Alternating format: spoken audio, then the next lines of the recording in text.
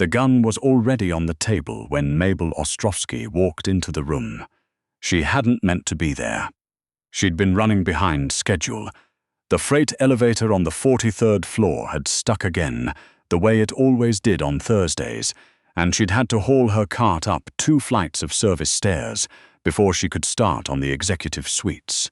She pushed through the door, marked Conference Room C, expecting the usual: half-empty water glasses, a whiteboard covered in projector residue, maybe a forgotten blazer draped over one of the chairs. Instead, she found 6 men in dark suits and a gun resting on the mahogany table, like it was a normal thing to leave there. Mabel froze. Her cart bumped softly against the doorframe. The wheels always squeaked on carpet and the sound felt enormous in the silence. Nobody moved.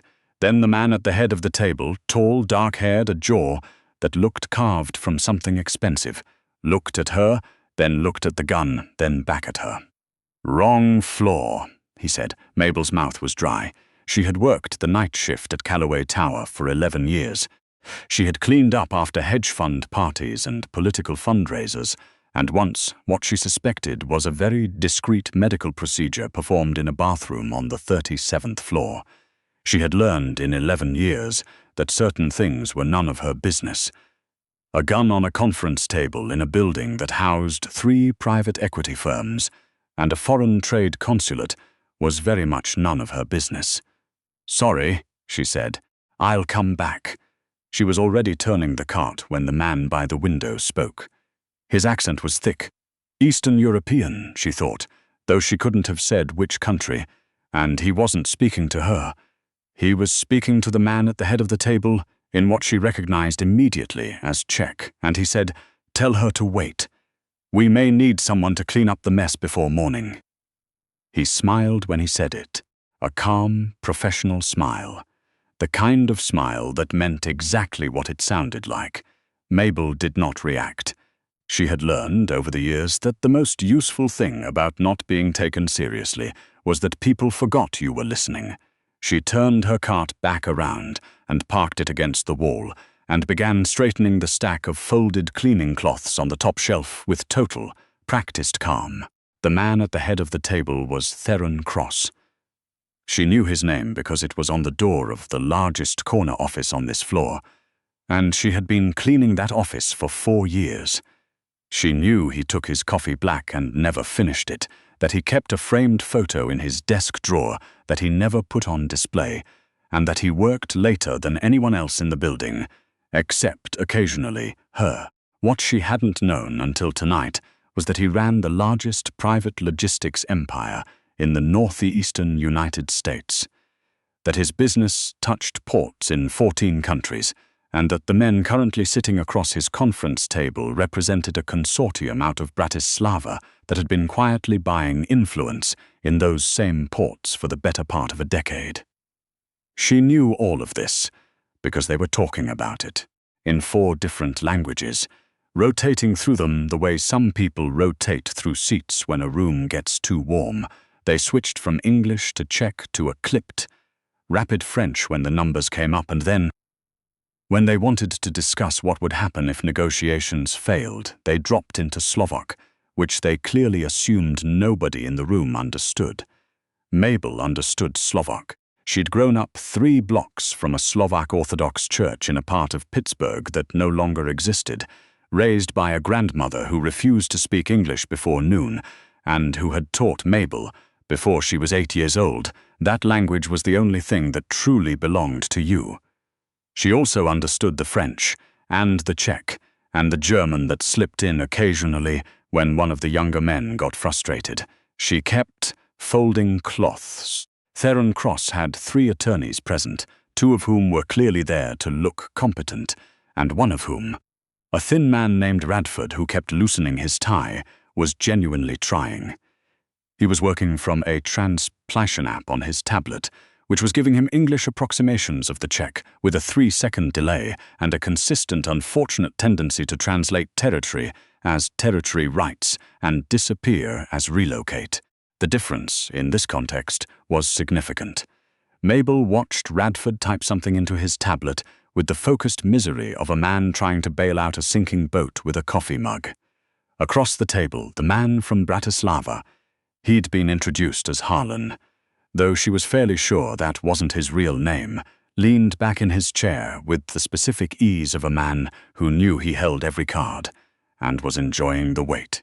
In Czech, he said to the man beside him, "He still doesn't know about the Rotterdam Amendment. We added it to the annex 3 months ago. His lawyers haven't found it yet." His colleague replied, in French, "What if they noticed during the signing?" Harlan said, in Slovak, "Nobody at this table reads Slovak. The annex is filed in Slovak. By the time his people find a translator, we'll have controlled access to the Bergen terminal for 18 months. He smiled again, that same professional smile. Mabel set down her folding cloth. She had not made a decision, exactly. It was more that the decision made itself, the way certain things do when you have been quiet for long enough and something loud enough finally arrives. She walked to the end of the table. Everyone looked at her. Theron Cross looked at her the way people look at something unexpected but not immediately threatening. Alert, measured, waiting. "Mr. Cross," she said, "I'm sorry to interrupt. I need to point something out." Harlan's expression went very still. "Excuse me," he said. "This is a private negotiation." "I know," Mabel said. "I heard." She kept her eyes on Theron Cross. "The annex they added to the proposal, the one filed 3 months ago, it's in Slovak. It gives them controlling access to your Bergen port terminal for 18 months. Your lawyers haven't seen it yet because it wasn't flagged in the English summary." The room was completely silent. Radford stopped moving his stylus. Theron Cross had the particular stillness of someone who had trained himself not to react until he understood the full shape of a situation. He looked at her, really looked at her, maybe for the first time, and said quietly, "How do you know that?" "He said it," Mabel said. "Just now, in Slovak." Harlan rose from his chair. He said something rapid and sharp in Czech to the man beside him, and Mabel translated it without thinking. "She's lying. She's a cleaning woman. She doesn't speak anything." Harlan stopped. "You're correct that I'm a cleaning woman," Mabel said in Czech. Then she repeated it in Slovak and French and finished in English. "But that's not quite the same thing as not understanding what you say." It took another 40 minutes for the room to fully stop vibrating. Radford pulled the full annex from the shared document folder. It had been buried in the attachments, mislabeled, filed under a subsidiary company name, and called a contact at his firm, who spoke Slovak, with audible urgency. Exactly what Mabel had said. Watander. Harlan and his team requested a recess. They were escorted to the lobby by 2 of Theron Cross's people, who were very polite about it. Mabel started to leave, Theron said. She stopped. He was still at the head of the table. His attorneys were huddled over Radford's tablet. He was looking at her in a way that she found difficult to categorize. "How many languages?" he asked. 8, she said. "If you count Latin, which isn't very practical." Something shifted in his face. Not surprise exactly, more like the recalibration that happens when the information you have doesn't match the information you thought you had. "You've been cleaning this floor for 4 years, he said. 11 years in the building, she said. 4 on this floor and you've never said anything." Mabel considered that. "It never came up." He laughed. Just once, a short sound that surprised him as much as it surprised her. "Sit down," he said. "Please." She sat. He poured 2 glasses of water and pushed one toward her, which she found inexplicably formal and somehow touching. "Where did you learn?" he asked. She told him. "The grandmother, the Pittsburgh neighborhood. The state school she'd gotten a partial scholarship to at 17, where she'd added Spanish and Mandarin because they were offered, and she was curious, and tuition was the same either way. The job she'd taken when the scholarship ran short, and then stayed at when the rhythm of it suited her. The reading she did on nights when the building was empty, the books stacked in her locker in the service corridor." Theron Cross listened with the focused attention of someone who was genuinely recalibrating something. "Why didn't you?" He stopped. Started again. "You could have done other work." "I do other work," Mabel said. "This is also work." He nodded slowly. He seemed to understand that. She thought that was the end of it. She finished her rounds. She took the service elevator down at 2 in the morning. She went home to her apartment in Ridgewood and fed her cat and went to sleep. 3 days later, Theron appeared in the corridor outside conference room C while she was replacing the liner in the waste bin. She noticed him before he spoke. He had a quality of presence that made itself felt before he entered a room fully, which was probably useful in negotiations. "I have a question," he said. "Okay," she said. The Bergen terminal deal fell through. Harlan's consortium is restructuring. There are going to be 3 more meetings in the next 2 weeks. Different parties, some overlap, complicated. He paused. "I'd like you to be present." Mabel set down the waste bin. "To clean?" she asked. "To listen," he said, "and to tell me what they're actually saying." She thought about this. "That's not what I'm paid for. I'd pay you differently," he said. "Significantly differently." He named a number. It was not a cleaning wage. Mabel looked at him for a moment. He was not a man who was used to waiting for answers, she thought. He had the restrained patience of someone who had trained it into himself specifically because it didn't come naturally. "I have a Tuesday morning schedule I can't change," she said. "The suites on 38, the East Corridor. If you want me in these meetings, someone covers those." "Done," he said. "And I want it in writing," she said. "What I'm being asked to do, what I'm being paid, clear terms." Something in his expression shifted, not displeasure, she thought. Something closer to recognition. "Done," he said again. The first meeting was with a delegation from Lyon, ostensibly representing a French shipping consortium and actually representing 2 competing factions within it who were trying to outmaneuver each other. Without the other noticing, Mabel sat in the corner with a legal pad that she used to write down the things they said in French that didn't match what their translator was rendering in English. By the 3rd page, Theron had started glancing at her. By the 6th, he'd begun pausing before he agreed to anything, which was new. At the end of the meeting, when the Lyon delegation had gone, he read through her notes in silence. "They were going to split the contract," he said, "and bill me twice under 2 subsidiary names." "Yes," Mabel said. "You got all of this from sitting in the corner." "People forget I'm there," she said. "It happens." He looked up from the notes. His expression was one she couldn't fully read. There was something in it that wasn't quite professional, but she put it aside because she was tired and it was late, and she had learned to be careful about the things she decided she saw in people's faces. "Thank you," he said. "Mabel." It was the first time he'd used her name. The second meeting was worse.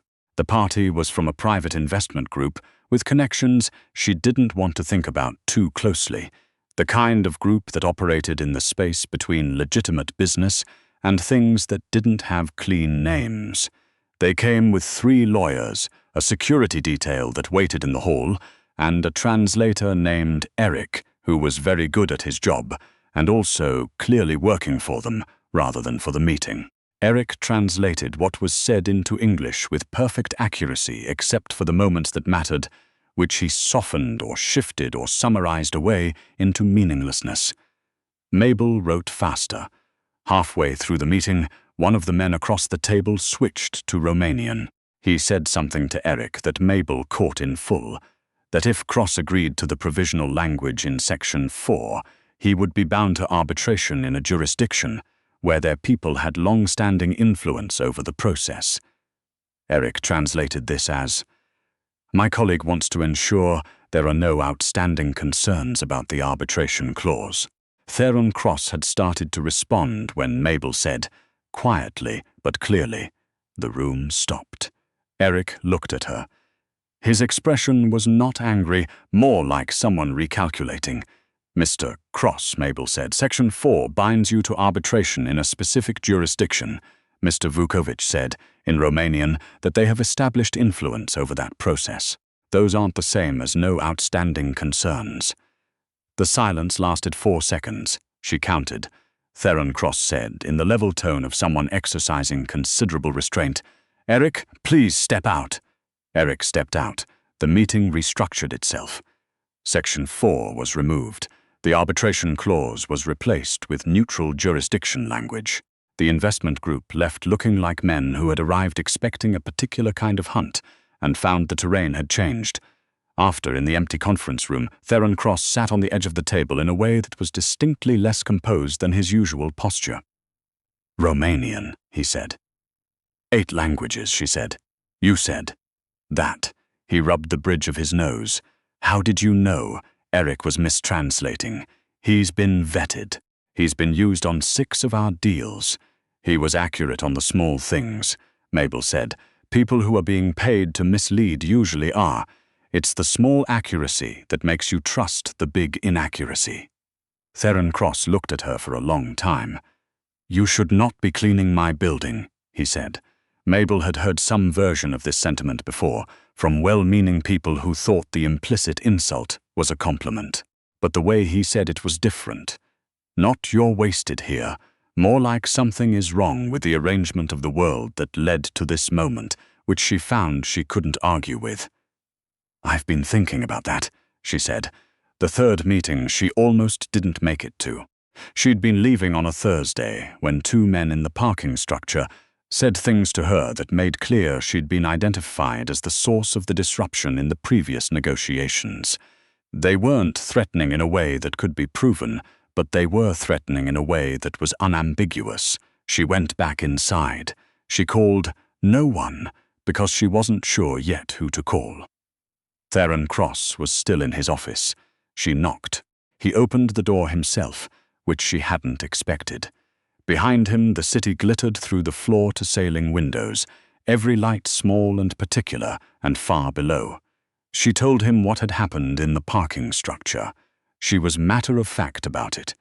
She had learned over years of being in spaces where she was underestimated that the clearest version of a story was always the one most likely to be believed. Theron Cross listened without moving. When she finished, something in his jaw tightened in a way she'd come to recognize as the controlled version of something less controlled underneath. "They followed you from the building," he said. "They were waiting in the structure. Different thing." "No," he said. "It's worse. He was already reaching for his phone.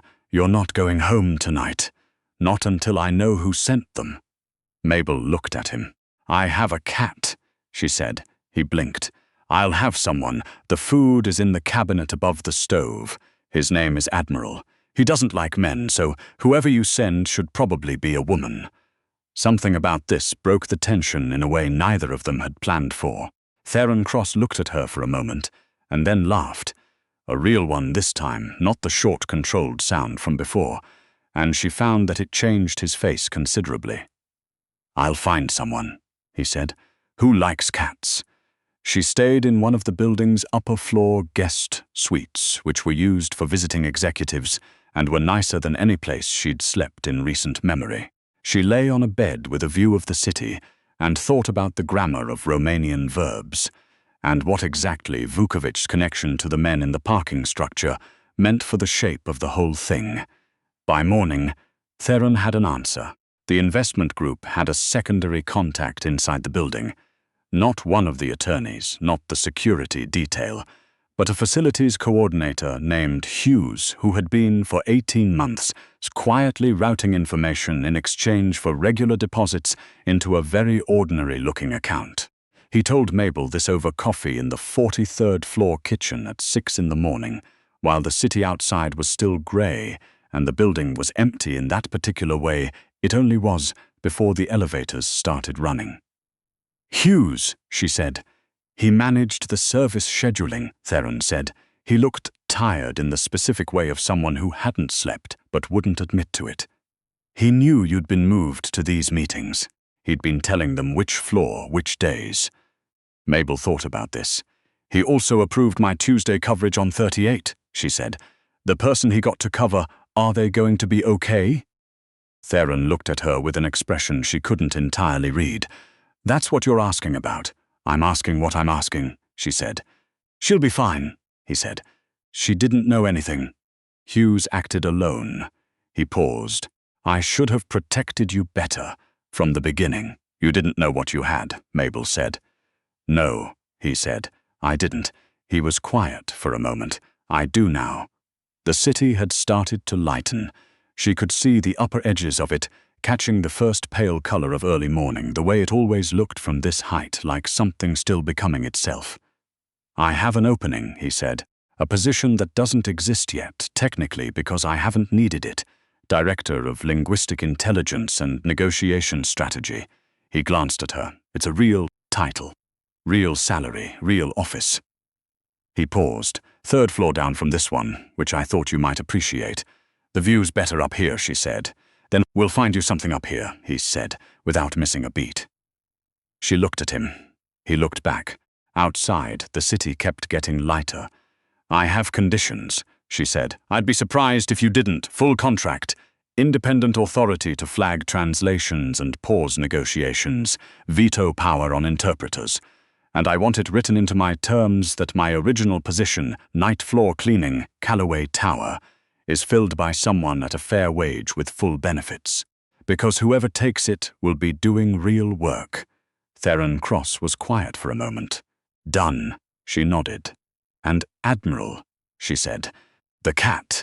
He needs somewhere to be during the day. I can't leave him alone 14 hours. We'll add a pet policy to the floor, he said. She looked at him. You can't add a pet policy to a floor for one cat. The building is mine, he said. I can add whatever I want. Outside the window, the sun finished whatever it had been considering and came up all the way, flooding the kitchen with the particular gold of early morning that doesn't last long and is very good while it does. Mabel Ostrowski sat in it and thought about her grandmother, who had said, more than once, that language was the only thing that truly belonged to you. She was beginning to think there might be a second thing.